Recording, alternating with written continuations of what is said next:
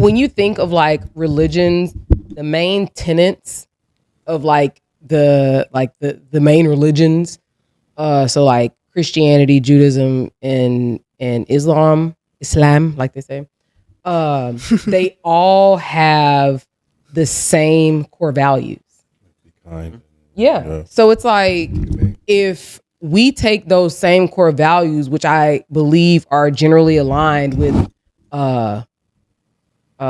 like just good things, like be kind, don't kill, don't lie, don't steal. Like these, I don't think you need religion to observe the core values of the main religions, if you will. Yeah. So I think if people without religion, if people were to instill those values into, themselves and like their kids and their families, then I think that that's where people would not stray or wild out, if that's your word, not mine.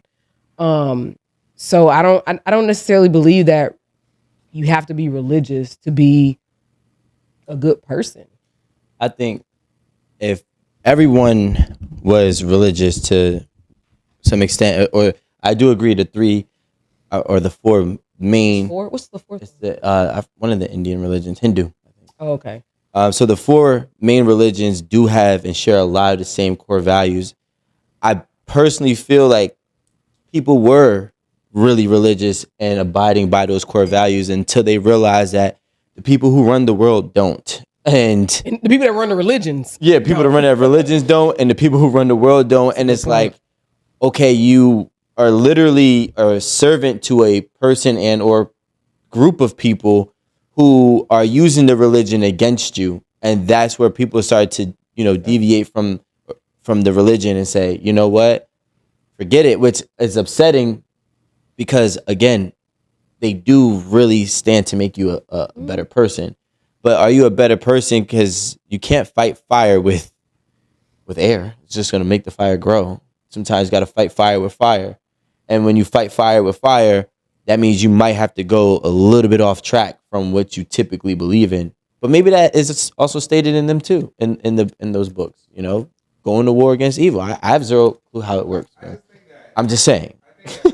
In the book somewhere, that's what it says. Right? Yeah, but I feel like a lot of people get lost in religion. Like they get into the. I literally was just saying people that are too religious sometimes scare me. I'm not gonna lie. Wow. I literally just said that a few days ago. We have a new religion that is I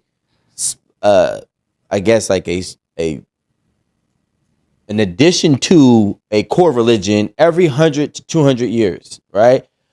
They're always like first you have the Bible, which is Christianity, then you have etc. Then you have etc. Then 100 years later you have Seventh-day Adventists, which like came in like the early 1900s, late 1800s. And then you have another version of Christianity that just came in 1950 or 1960s. Which one is that? I don't even know what it's called. Huh? What is it? Mormons came in the 1950s and 60s as well. There's another one that stemmed from South Korea, right? I seen that.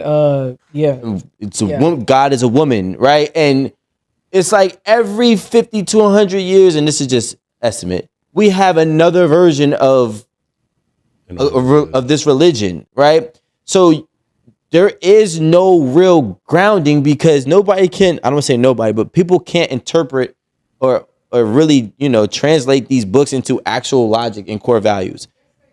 Well, these people get lost or they have their own version of what it means. And then that's when they start their own version of the same religion.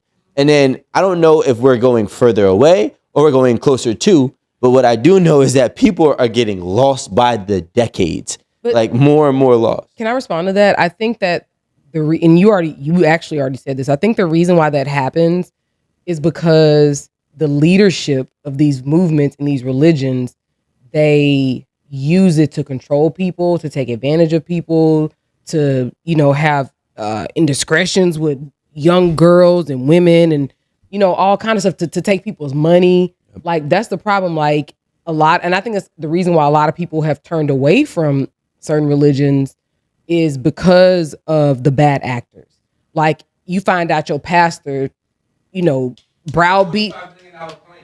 Not even that. They browbeating you about, Catholics do this or Baptists do that or whatever.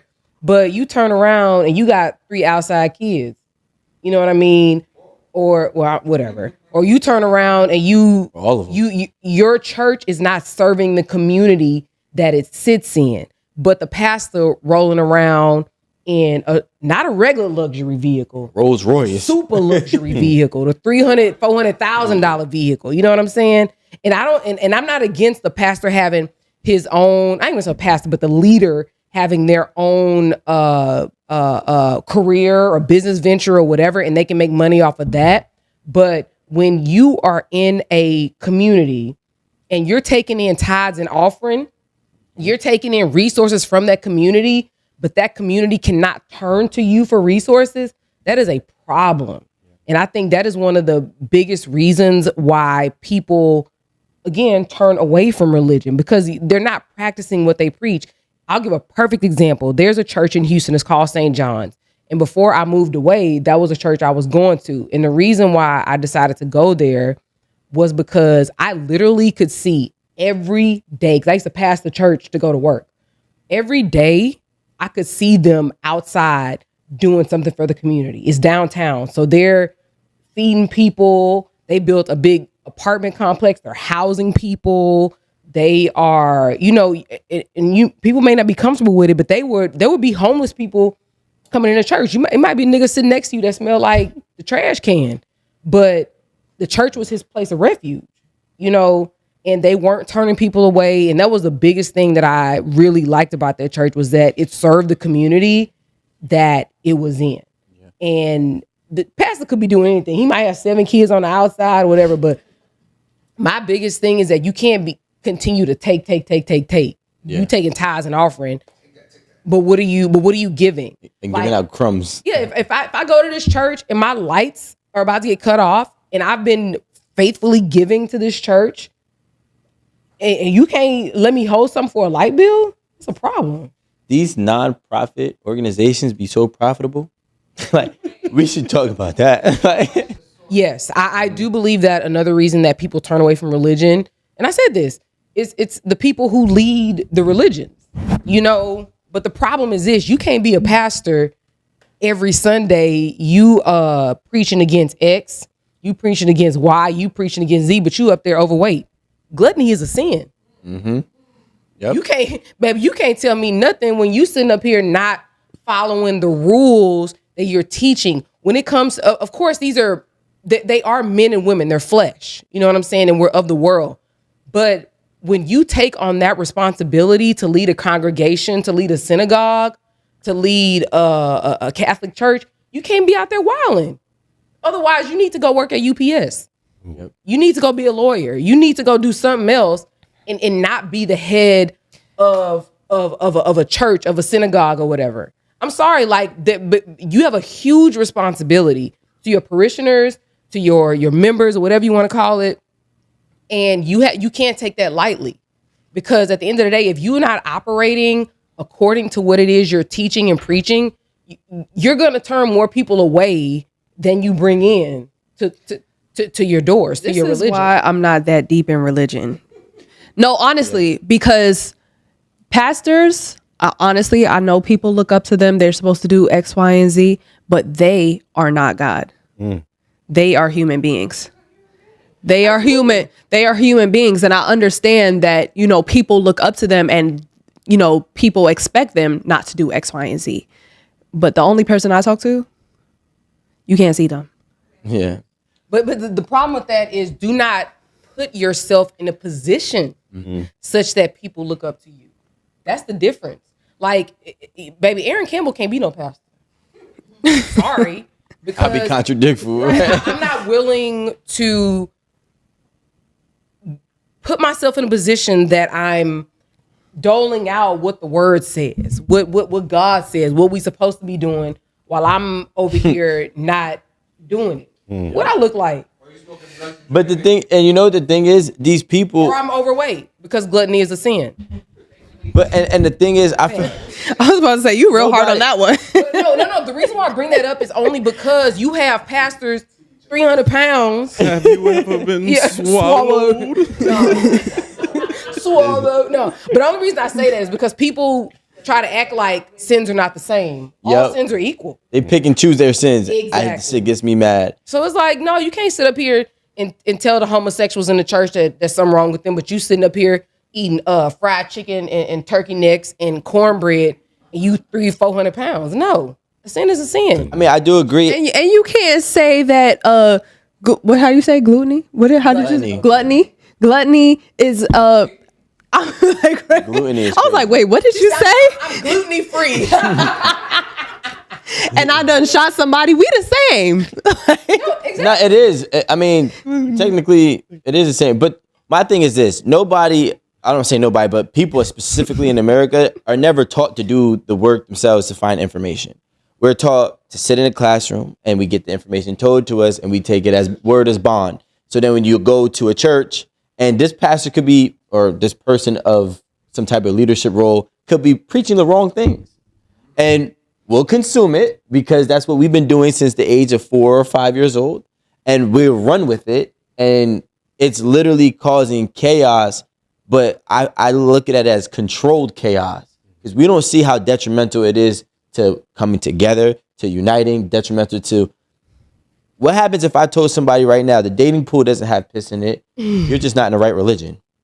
What? like the core values that you hold might be in the Muslim household or the Muslim religion. You get what I'm saying? Versus maybe a Catholicism might be better for you and what you tend to be attracted to or you know, whatever it is that goes within those religions. But again, we don't know anything but to listen and take from somebody instead of do this research ourselves. You know, nobody goes and picks up the Bible or picks up a dictionary or picks up, you know, some type of literature and decide to say, I'm going to teach myself. But hopefully that book is of the source, right? But I'm going to teach myself what it is and what the truth is. We all go and say, okay, cool. This person that was given a role or they assumed to take this role, we should just respect that they're in this position and take their word as somewhat of a truth, if not the truth. And we get lost. I don't know. Dope conversation. I actually really liked the fact that we talked about different aspects of relationships because, to be honest, I feel like these are real issues that people are encountering, you know, in their relationships. And it's taboo. And I'm gonna be honest, ain't nobody talking about this. Ain't nobody talking about what you do with your kids when the mama, the nation, and the daddy is Jehovah. Why? No, we're going to see 17 stats after this. We're going to see 17 stats of how many different religions are in the same household. We can guarantee that. We can definitely guarantee. You're going to have a new divorce rate based on religion and different religions. It's going to be crazy. But you know what? That's actually a good point because I think who said it? Like they were Catholics and they were thinking about divorce. Married Catholics. Yeah. I think a lot of life decisions are based on what your religion is. You know, A lot, yeah. Think about it. Like, you know, what you believe in the nation is going to dictate how your household moves, how you move as a person. You know, especially if you're strict. And then same with Catholicism, no abortion. Yeah. You know, like I knew girls in high school who was pregnant at like 14. They were like, baby, Jesus said. So they had a baby at 14, you know? Yep.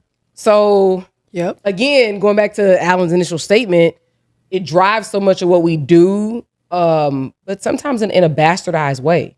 I got a question. We can use this, right? Next time? Well, no, we're not going to answer it. Open-ended. Oh. Yeah. If the person that is the perfect partner for you, whatever you deem the perfect partner, would you convert your religion to be with that person? Comment below.